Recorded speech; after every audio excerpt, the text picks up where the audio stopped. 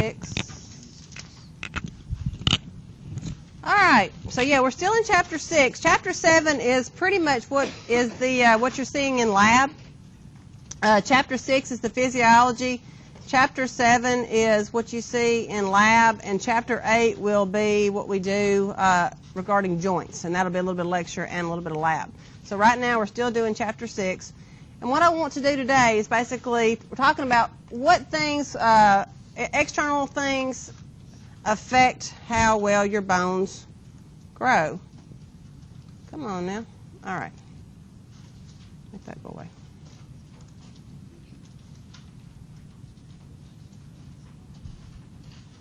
So we're going to talk about things like vitamins, hormones, and physical stress.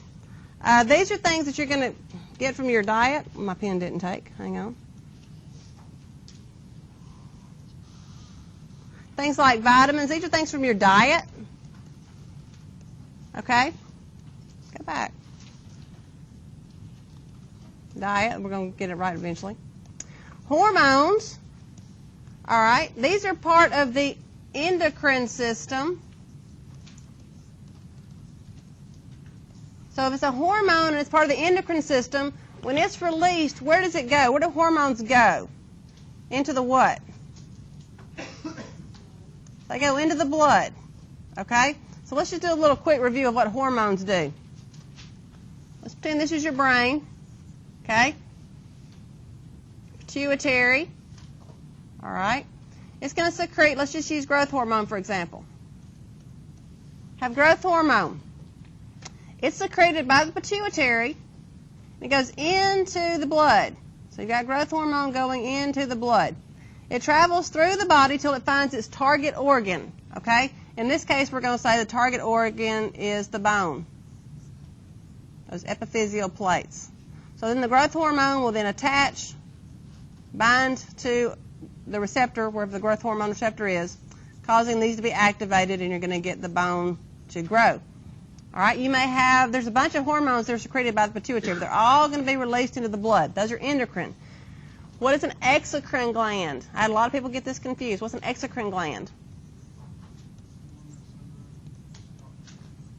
It goes to a duct, usually to a cavity or outside the body, like a sweat gland. Okay, so something that goes into a duct and then goes to the outside, like sweat.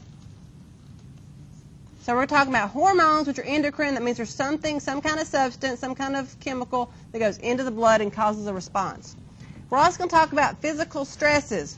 And these are basically forces on the bone that make them stronger. And we'll talk about this more, but we've already talked about it a little bit. When is the only time I told you, or one of the only times, that being overweight is actually good for you? For what? Strong bones, yes. That mechanical, that force that you're pushing down those bones, your bones actually respond by strengthening. Okay, so we're going to talk about different types of mechanical and gravitational forces that help to build bone. So let's start with the vitamins. The first one's going to be vitamin D. Okay? And we know that vitamin D, we have basically what's called a precursor, and I'm not going to make you learn the precursor, but we have a pre-vitamin D in our skin, okay? So that's in our skin. UV radiation comes down and basically causes a cascade that causes that to become vitamin D. So this is something we need sunlight in order to produce vitamin D.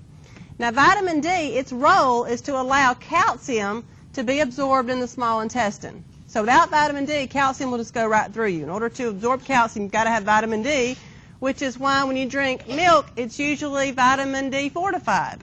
So usually when you have anything that's got calcium in it, like calcium fortified orange juice or calcium in your milk, it's going to have a D supplement as well to allow it to be absorbed more readily. So we get the vitamin D from our diet, from the sun to convert the precursor to vitamin D. And if you lack vitamin D, you get a disease called rickets. Okay? So the bones either don't have enough calcium, you don't have enough vitamin D, you're not able to absorb the calcium from your diet, and your bones basically become weak. And this is a really common attribute of people with rickets. you get this bowed leg. And so if you go to an impoverished country, a third world nation where they don't have enough food, not enough calcium in their diet, you're going to see this very pronounced bow-legged look in these children with rickets. Now, you're probably thinking, well, they get plenty of vitamin D. They're exposed to the sun all the time, right? And this little guy's not wearing any clothes on. He probably lives in a tropical area with plenty of sun. He's got the vitamin D. What he doesn't have is the calcium. His diet is so poor, he's not getting the calcium. So regardless of how much vitamin D he has, he's not getting enough calcium. So when you have a combination of either not enough vitamin D and not enough calcium, you get this thing called rickets. Now, the other vitamins, let's erase that. Let me get rid of that. Vitamins A and vitamin C.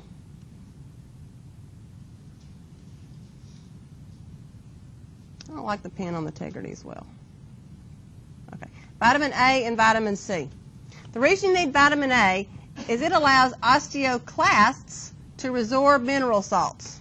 Okay? So you're taking calcium out of the bone and putting it back into the blood. You have to have that. If you have too much vitamin A, it can cause you to have weak bones because the osteoclasts are overactive. They're resorbing too much calcium out of the bone and putting it into the blood. So too much vitamin A can actually be a bad thing. Vitamin C is necessary for the synthesis of collagen. And we've talked about collagen before. It's what gives your skin some of its strength. Okay? The disorder is called scurvy, and you see it more pronounced in the gum line, bleeding gums. So what's going on is you have, here's your teeth. Remember in the bone, you've got those little alveolar processes, little tooth sacs, all right? So in order to hold the teeth into those sacs, you've got to have some little sutures, little joints, little pieces of collagen. And if you don't have that collagen, then those teeth aren't going to be held in real well, and you get bleeding gums. Your teeth fall out. Bleeding gums. And then your teeth fall out.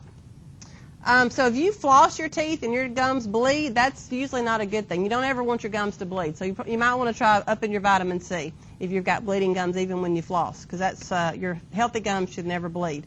When have you heard of scurvy? Anything that you've ever heard of scurvy that's really popular, or you know, sailors usually get scurvy. So back in the 14 to 1800s, you have these people sailing across the ocean for months and months and months and months, and what they would get would be scurvy. They wouldn't have any source of vitamin C, and so their teeth would fall out. So have you ever heard of Englishmen are called the limeys? Ever heard that?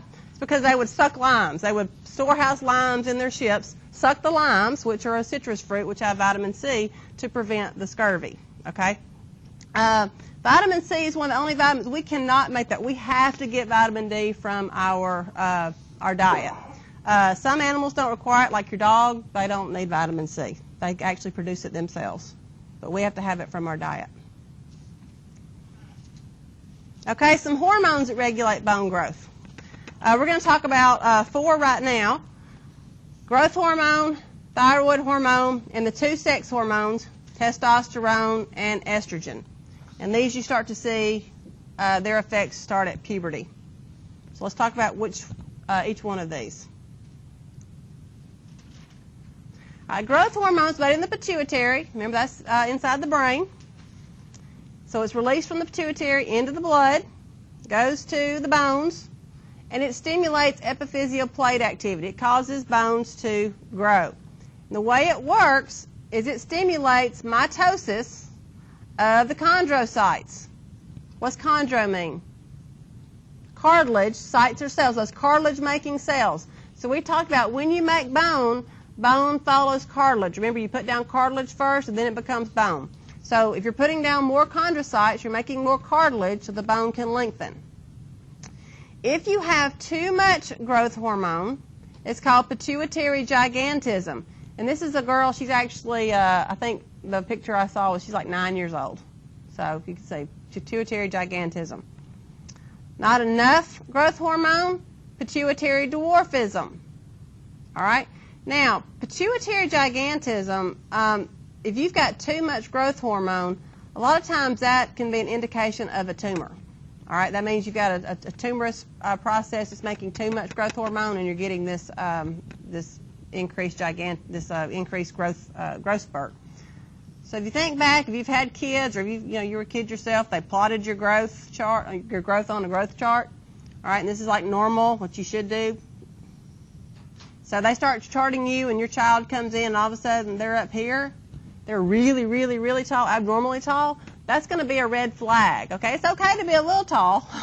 It's okay to be above the above normal. But if you're really tall, that might be a red flag. They're going to check that out and make sure it's not due to too much growth hormone. Because if it is, they need to make sure there's not a tumor that they need to remove so that you don't have these problems. Now, if they do the growth chart and you're abnormally or just way, way, way underneath the growth chart, they're going to be concerned again. Another red flag. Something's going on. Maybe you're not making enough growth hormone. And if that's the case, they can actually give you growth hormone, supplemental growth hormone, to get you back up to average height. Now, the other thing, don't be alarmed. If you walk in, and a child's already this tall, but their mom and dad are both 8 feet tall, well, then they just got good genes. I mean, they're just going to be tall. Or if both the parents are short, then the kid's probably going to be short. So you have to look at genetics as well. But if they're abnormally, really far off the growth chart in either direction, that's going to send off a red flag to make sure nothing else is going on. Now, if you have increased growth hormone as an adult, this is both in children, as an adult, it's called acromegaly. And this is when you get some kind of pituitary tumor generally after the age of 25. And so what happens is, this is a normal child. She looks normal here. She's looking okay through her 20s. At age 25, remember, all your epiphyseal plates have closed, so she's not going to get any taller, okay? So even if you gave her a bunch of growth hormone, she's not going to get any taller. But after the age 25, growth hormone will work on the hand, the chin, the jawline, the face, the cheekbones, and you can't really see that. The hands. You messed me up, it's in the way. And on the hands. So if you see someone, all of a sudden their jawline starts to kind of get protrusive, kind of get big and thick, and the cheekbones are getting big and thick, and the hands are getting big and thick, that can be a sign of a pituitary tumor as well, causing more growth hormone in the adult. They won't get any taller, they'll just have thicker bones. This tends to be associated also with early death. Andre the Giant, have you ever seen The Princess Bride, or the wrestler? He had acromegaly, and he died at a young age of heart failure, and that's typical of that condition. So when you see old people with big ears, No, that's some parts of your body actually never quit growing. Your nose is one of those, unfortunately. Your ears, I'm not sure why your ears look so big when you get older, but they do. I guess they do keep growing. Let's see. More hormones. Thyroid hormone. Thyroid hormone is from the thyroid, which is located in your neck. Thyroid hormone has a really long, complicated name. Just T3 and T4. You can just go with that right now. You can learn the complicated name in 202. We'll just go with T3 and T4. Those are the two thyroid hormones made by the thyroid. And they basically work with growth hormone. What thyroid hormone is your metabolic hormone. It basically controls your metabolism. And what I mean by that is how efficiently you convert energy. So if you've ever heard someone be hypothyroid, they tend to be a little overweight, kind of sluggish, they're always cold, they're just not, they're not real energetic, okay? If you're hyperthyroid, tend to be real slim, they're the ones that stay up all night and go get a project done. They stay up all night long. They're always going. They look like they've been taking 24-hour energy all the time and Jolts and Monster energy drinks. They're just going crazy. That's hyperthyroid. And so the amount of thyroid hormone regulates the amount of energy you have and how you use that energy. Well, in order to build bone, that requires more energy. So thyroid hormone and growth hormone work together to provide the energy that you need for growth. So sometimes if they look at a child and their growth is too much or too little, and they've tested for a tumor and they've tested for growth hormone amounts and it's not that, what do you think they would check next? Thyroid. They would see maybe it's not their growth hormone that's out of whack, maybe it's their thyroid. And it also plays a role in helping you control skeletal proportions. It keeps your body in proportion.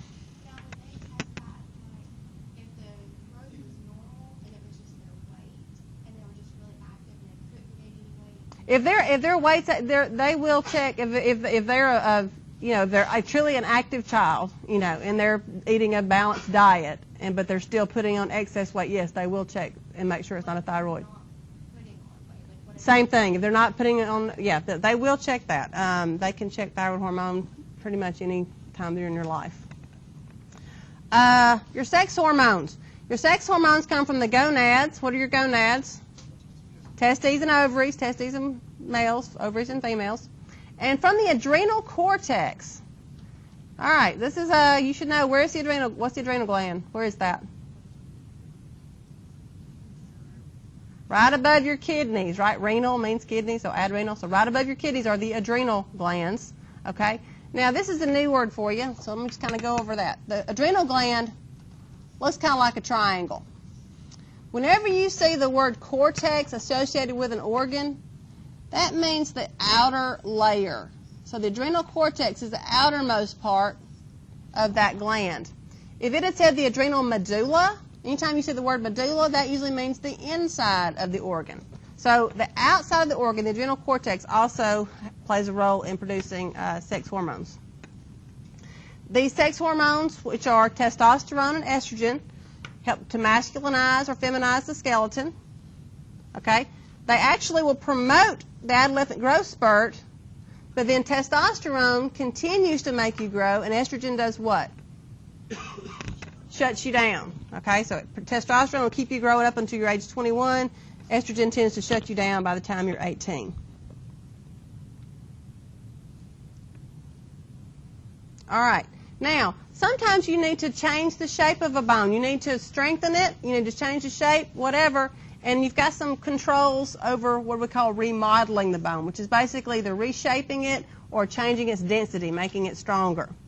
Sometimes that has to do with hormones, and sometimes that has to do with mechanical and gravitational forces, like weight.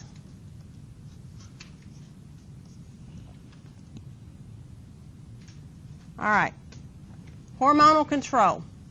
When we talk about hormonal control for bone remodeling, what we're really talking about is maintaining blood calcium. We're talking about the hormones that we use to maintain blood calcium. Remember, our bones are just simply a bank for calcium. We need that calcium for a bunch of different stuff. We need it in order to transmit nerve impulses. We need it for muscle contraction. I've told you those two before. I'm going to add a few extra ones. We need it for blood coagulation so that you can, not bleed out.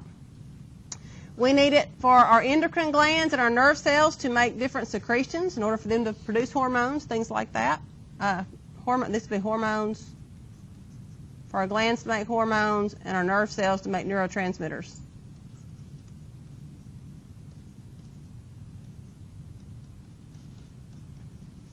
So we have to have calcium for that. And we also have to have calcium for cells to divide. It's critical in the role of cell division. So you've got to have it. And so where do you get the calcium? Either from your diet or you've got to get it from your bones. Okay? Y'all caught up?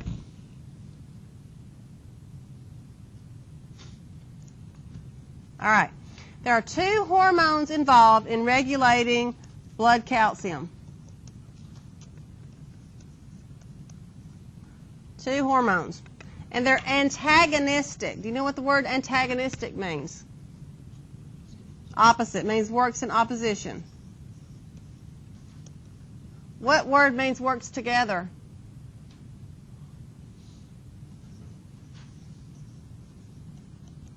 Agonist. Together. And you're going to see these words. You might as well go ahead and learn what agonists and antagonists are. We're going to use those a lot when we talk about muscles. Let me give you an example.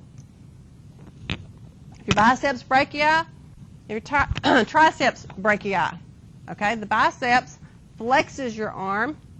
The triceps extends your arm. These work in opposite directions, right? That would be antagonistic. All right? You have 4 muscles in your thigh. They're called your quadriceps. When you walk, they work together to allow you to walk. So they work as agonists. And so hormones work the same way. Some hormones work together as agonists, and some work opposite of each other as antagonists. The two hormones are calcitonin And this is parathyroid hormone. The PTH stands for parathyroid hormone. Calcitonin's made in the thyroid. Parathyroid hormone's made in the parathyroid. Where's the parathyroid? Here's your thyroid gland. Looks like a butterfly. Inside the thyroid are these little parathyroid glands. So it's associated with the thyroid. It's actually inside the thyroid. Little glands inside the thyroid are your parathyroid. All right. So we're going to control blood calcium. The primary control of blood calcium is by parathyroid hormone, or PTH. So let's use, you remember we're talking about negative feedback. This is an example of a negative feedback loop, okay? Just like when you control blood sugar using insulin. This is a negative feedback loop in homeostasis. All right, so your trigger is low or decreasing blood calcium levels. So blood calcium levels are either too low or they're dropping. That's the trigger. We want to get those calcium levels back up. They're going too low. So when calcium levels drop, the hypothalamus basically is your brain's chemist. It's measuring all this. It figures that out. All right. It causes the parathyroid gland to release parathyroid hormone. Parathyroid hormone goes into the blood. Okay, goes to the bone, where it stimulates osteoclasts to break down the bone. When you break down the bone, that releases calcium. Calcium then goes into the blood, and blood calcium levels rise. This is an example of a negative feedback loop. Once the calcium levels are high enough, they're okay, then your trigger is then stopped. There's no more trigger anymore. No more parathyroid hormones released. No more bones broken down, and your blood level remains constant until it starts to drop again. The negative feedback is something that if you're not real comfortable with, you need to get comfortable with it. Okay, this is a critical way the body regulates itself. When you get into 202, you're going to have an entire unit just on the endocrine system. All that is negative feedback loops, and it's really simple. But if you're struggling with that, come see me, because you've got to get this concept down. Now, when the parathyroid hormone is primarily in control, but you also may have calcitonin come in. It's kind of the secondary control mechanism. The suffix tonin means to decrease. Okay, so calcitonin means basically to bring calcium levels back down. So the trigger are high blood calcium levels. Calcium levels are either rising or they're too high. So too much calcium in the blood. Now, when might that occur? When might that happen? All right, your boyfriend just broke up with you. You're just crushed, okay? So you went and got a thing of ice cream, and then you went and got some milk chocolate, and then you ate a big old thing of cheese. All right, you see where I'm going with this? We basically just ate so much dairy, have all this calcium, especially, you women ate a whole quart of ice cream after your boyfriend broke up with you. So you got all this calcium in your blood. Well, you got to do something with it. Some of it's going to pass on through, but you're going to say, "Ooh, I got a little extra calcium. We need to use this." Okay, so calcitonin is going to come in and help bring that calcium out of the blood and put it back into the bone. So you got too much calcium in the blood, usually because maybe you've binged, you've eaten too much. All right, so that calcium trigger causes the parafollicular cells of the thyroid to release calcitonin. All right? So remember, the thyroid also makes T3 and T4. Those have to do with metabolism. The third hormone that the thyroid makes is calcitonin, and it has to do with blood calcium levels. So the parafollicular cells release calcitonin. Calcitonin goes into the blood, goes to the bone, stimulates the osteoblasts to make bone, to deposit calcium, make your bone stronger. By taking the calcium out of the blood, you're then reducing the blood calcium levels. Once those calcium blood levels are back to normal, they've dropped, you shut off your trigger.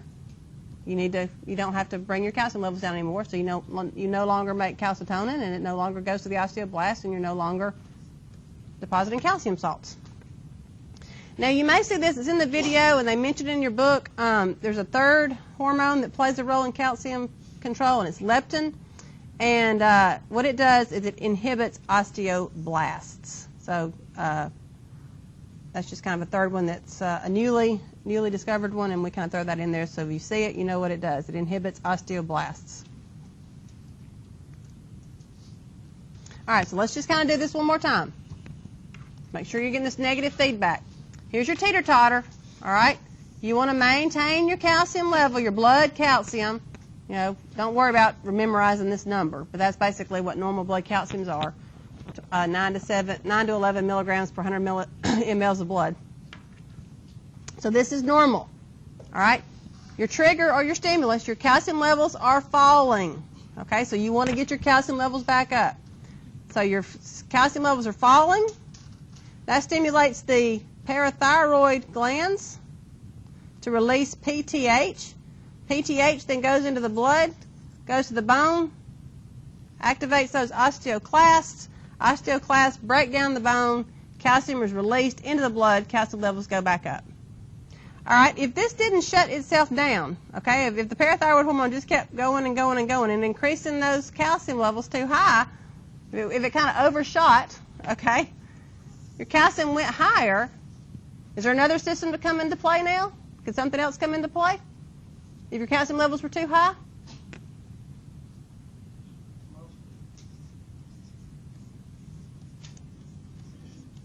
So say your parathyroid overshot, okay? Now your calcium levels are too high. You've got the calcitonin sitting right there waiting to bring them back down. So now your calcium levels are too high, okay?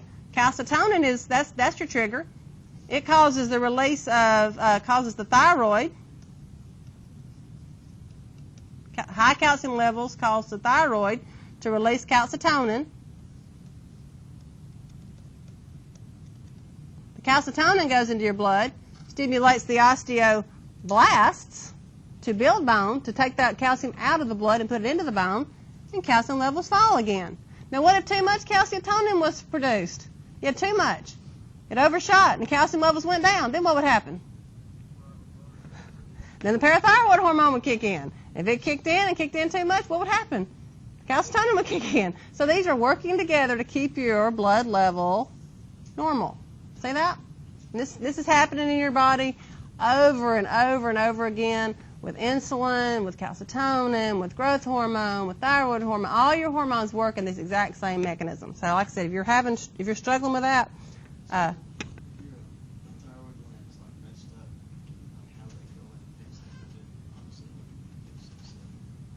okay, typically when you talk about being hyper or hypothyroid, if that's the condition you're thinking about, you're talking about T3 and T4, your metabolic hormones, okay, versus calcitonin. If you have a thyroid tumor, you may do what now? Yeah, if you have if the parathyroid hormones go down, if they become inactive or they become overactive, then yeah, it's going to mess up your calcium.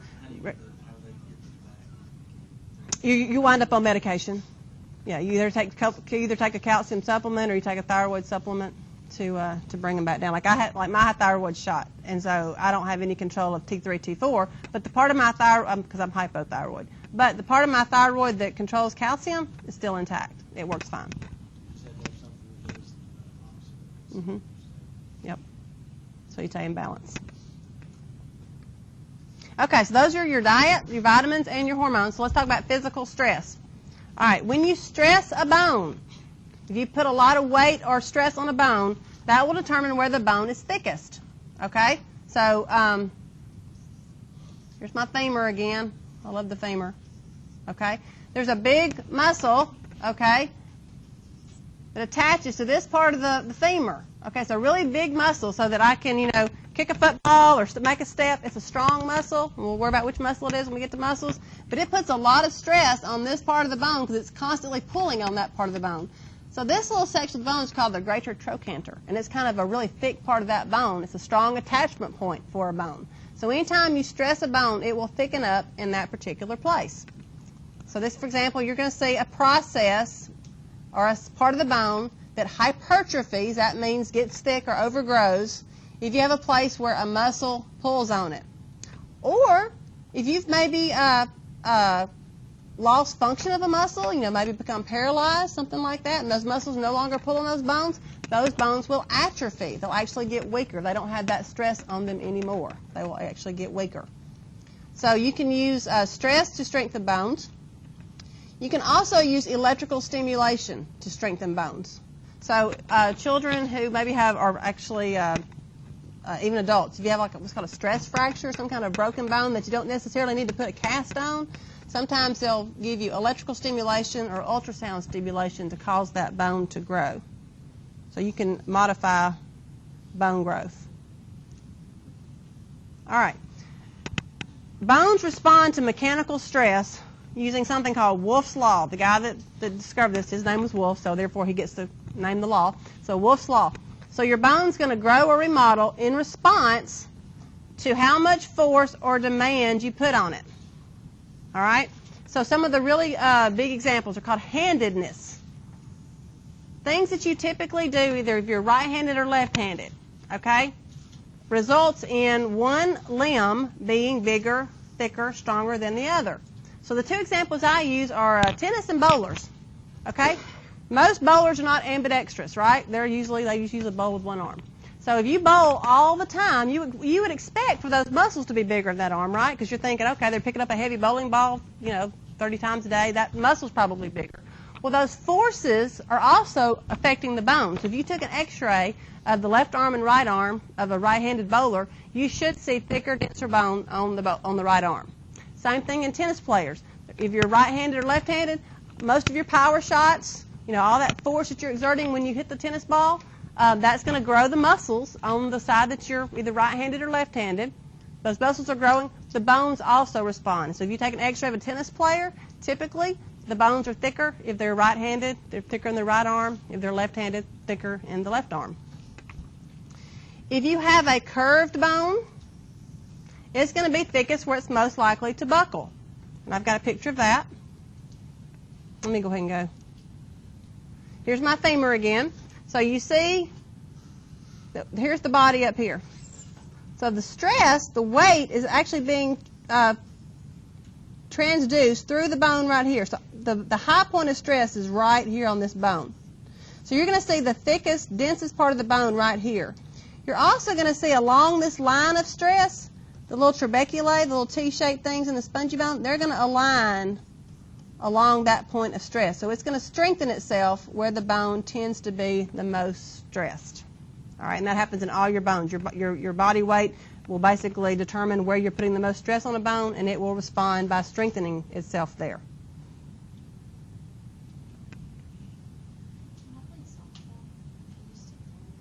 Mm-hmm. Well, it might be it would depend on what part of the arm and bone you use for different things, because a throwing arm and a batting arm are using different muscles and different parts of the bone, right? So your throwing arm, you might have had some changes in the shoulder, okay, and in the batting arm, you may have had some changes in the wrist. Think about trying to keep a firm wrist and throw. It just depends on where the most force was exerted. And so it may have been different. You may have had a really strong shoulder and a really strong elbow and wrist on the other side, depending on the forces. I like to throw this in here too. When we talk about osteoporosis, you guys maybe have figured this out by now. Osteo means bone. Porosis means holy, porous. So holy bone is osteoporosis. So in the elderly, when your grandmother falls and breaks her hip, actually what probably happened is she broke her hip and fell. Okay, that holy bone, that paretic bone it's not strong anymore, and these stress points have weakened. And so she probably took a step just a little bit wrong, caused a little bit more stress on that bone than she had in the past, and the bone actually snapped, and then she fell. So a lot of times when we hear the story, she fell and broke her hip, she might have actually broken the hip, and that caused the fall. So it's a little different than what you may be thinking of, because you've basically decreased your bone's ability to maintain that strength in those stress points in osteoporosis.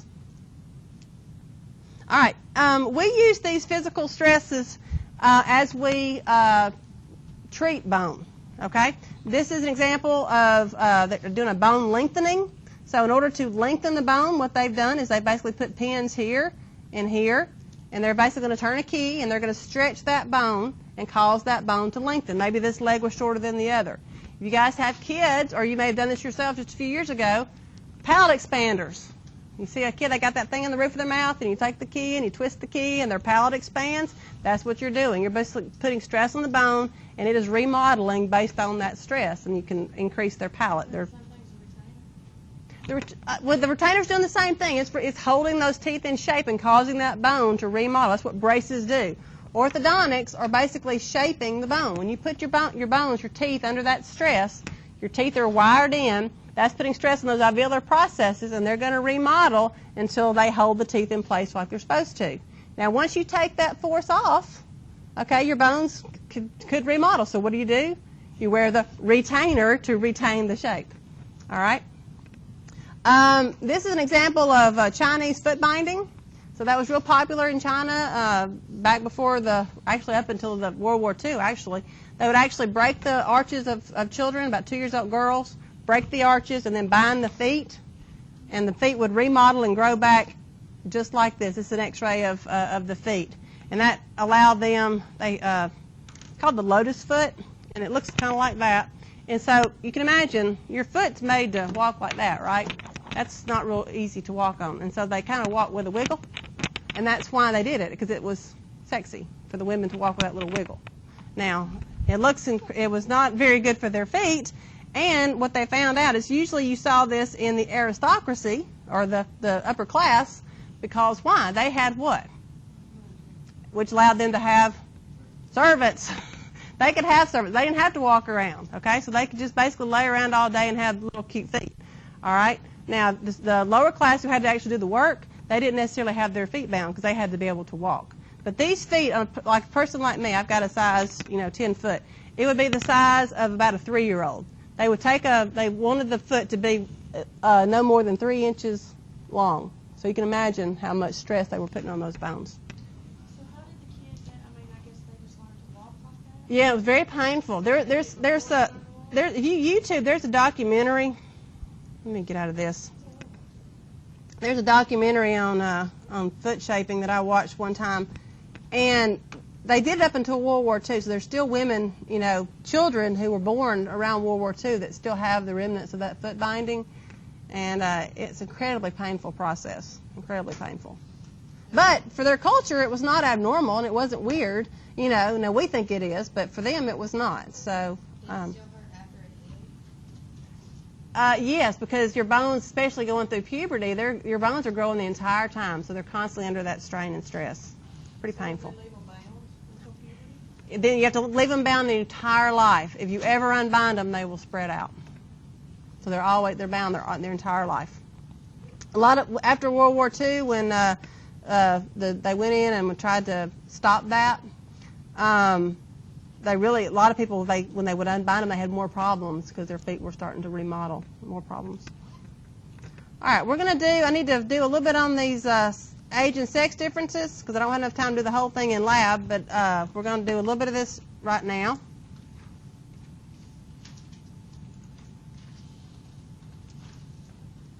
So that when I talk about it in lab, you'll know what we're talking about. Come on. Get my pen. All right, age and sex skeletal differences.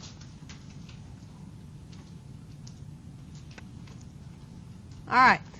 When we're in lab, we're going to be looking at male and female skeletons, and there's some things I want you to be able to notice. When you look at the male and female skeletons, there are some marked differences in their bone mass and density. Which one do you think is bigger and more dense? The males. Cranial size. Which one do you think is bigger? Males. That doesn't mean their brains are bigger. They just got big blocky heads. All right. They have different pubic arches, and I'm going to show you what that is. I'm going to show you about pelvic cavities, how deep they are, the different shapes. You can imagine the pelvises are different shapes because of why? Birth. All right. And then sizes and shapes of the sacrum. So let's go through. I've got some pictures, and we're going to go through these and look at males versus females. All right. The male and female pelvis. The female pelvis is adapted for childbearing. Okay? It's a broad, shallow pelvis. The male pelvis is more straight. It's not tilted.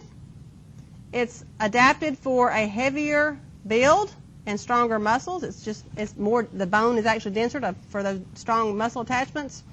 And it's narrow and deep. So let's look at some pictures, and we'll go back over these comparisons. This is just another, that's just for you to study from. All right, so this is a female. This is a male. You can see the female, wide pelvis. Okay, this narrow pelvis on the male. You have a wide pelvic cavity, which this is kind of narrow, more heart-shaped. Which one would you want to get a baby through? This one. All right.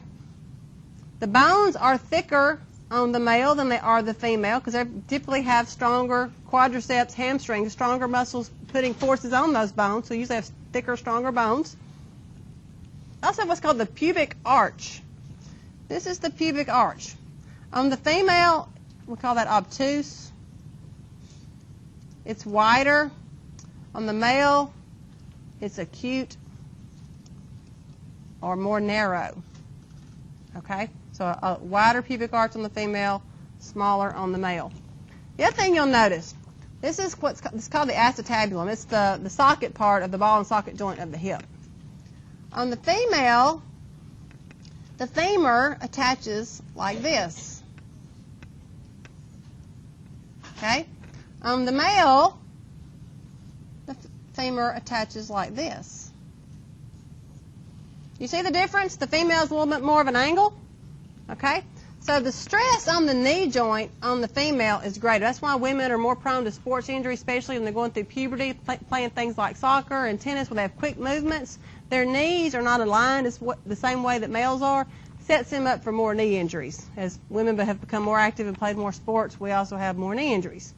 But the other thing, if you'll notice that angle, because our hip bones are more like that, that also causes that wiggle in our walk. Okay, women walk the way they walk because of the physics of that attachment. The women's hips are actually wider, the femurs come in at an angle, and that causes you to have that little wiggle when you walk once you reach puberty. Males don't do that. Well, not all males don't do that. All right, so let's look at some other shapes. This is the sacrum and the coccyx, which is what we consider our tailbone. The male is not tilted. It's basically straight up and down. On the female, you have this nice little curve to the sacrum and coccyx, okay? That basically is out of the way. It's out of the way of the baby's head coming through. It's pushed out of the way. You don't have to worry about it. It also causes women to have that little sway back look. They're a little bit more like this, and men are a little bit more straight up. So it's anatomy. We can't change our shape. We're built the way we are. All right, here's looking inside the pelvis. Obviously, this big, nice, round one, that's the female. This is the male. Again, which one would you want to get a baby through? This one. That sacrum and coccyx are in the way. You can't get a baby through there. So this is the female. You have that wide arch on the female, narrow arch on the male. And we'll see those in lab. So which one's male, which one's female? The top one is female. Nice, wide pelvis, wide here. This is more heart-shaped and narrow for the male. All right, other things you can look at. You can actually look at skull differences. There are definite changes between the male and female skull. The male cranial mass is more blocky and massive. So more blocky looking, more square shaped. The female is more rounded. It's just prettier. Okay, male skulls are not real pretty. All right, the female, the supraorbital margin, where's that? Right here. It's more sharp and kind of defined, and on the male it's kind of blocky and rounded. Think about like a Neanderthal or, Cro-Magnon caveman guy with the big eyebrows. Kind of have a big, thick brow line. Or a gorilla. They got those big gorilla brows. Those are guys. All right. On the zygomatic bone, the cheekbone, more pronounced on the male than the female. The mandible, bottom jaw, rounded on the female, more square and blocky on the male. The cranial mass, if you measure from front to back, if you have a male and female that are both 5'10" and pretty much the same size, the cranial mass of the male will be bigger. It's going to be longer from front to back, and the bones are going to be actually denser. Like I said, doesn't mean the brain's any bigger. This means they got a bigger cranium. The superciliary arch, that's the little arch right here at the bridge of the nose, more pronounced on the male. And male teeth are larger and more square. And here's a real skull. Look how ugly that guy is. Big old thick brows and cheeks and nasty teeth. Mm-hmm. It doesn't look bigger. I mean, the male looks bigger to me. I mean, given this is a comparison of two people that are the same body size. Okay? So if you were to turn, I mean, the brow lines are bigger. I mean, if he was 6... it's not. Here we're looking at particular features. Look at the brow lines here is more pronounced than it is on the female. The cheek bones are more pronounced than it is on the female. The teeth are more pronounced. The jaw is more square. It's more rounded. Now, what hormone do you think is causing these changes on the male? Testosterone. Okay, so that being said, if you have a boy who has not reached puberty, what do you think their skull looks like? The female. Okay, so before that testosterone, so if you have a boy skull, it's going to look like a girl skull because it hasn't had those changes yet. All right, let me see. We've got a few more things, and we'll finish the rest of it up in lab. Let me cover this real quick. This is a what? A foot. All right, and what we're going to talk about arches. And the arches, you know, you've seen a foot. The arches are what, you know, if you walk in the sand and you can see, it must make a foot. This is your arch, that little spot right there. Okay, if you don't know what an arch is. Maybe you don't, of course, your toes are usually connected to your feet. They don't usually hang off to the side like that. All right. So basically, your foot is just a bunch of bones, okay? Just a whole bunch of bones that are networked or held together by ligaments and tendons, okay? The presence of arches allow you to bear weight. So it's like a little spring. It's a little cushion. So when you walk, you have a little bit of air space. A little arch allows you to have a cushion when you walk. When you're born, you're flat-footed. You don't have any arches because you haven't walked yet. So your arches start when you walk. That's when you begin to build your arches. When we look at an arch, we have 3 arches: lateral, medial, transverse. Let me get a picture. Lateral is off to the side. Medial is right in the middle. And transverse is the one that comes across the top of your foot, the transverse arch. Now, those are formed when you begin to walk. I want everybody to stand up. Now, lift one leg and just stand on one leg. Is your foot wiggling a little bit? Are you maintaining your balance? Is your foot kind of wiggling a little bit side to side? That's your arches. Your arches are helping to maintain your balance. They're doing that for you. Okay, now put your leg down. You can sit down.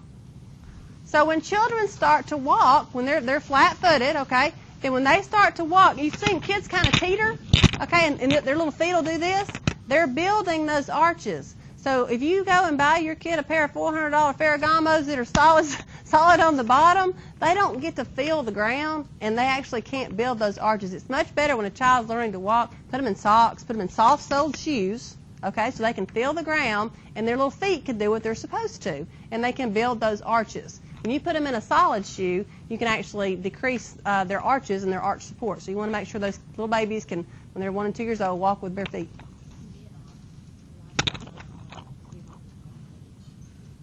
Why then?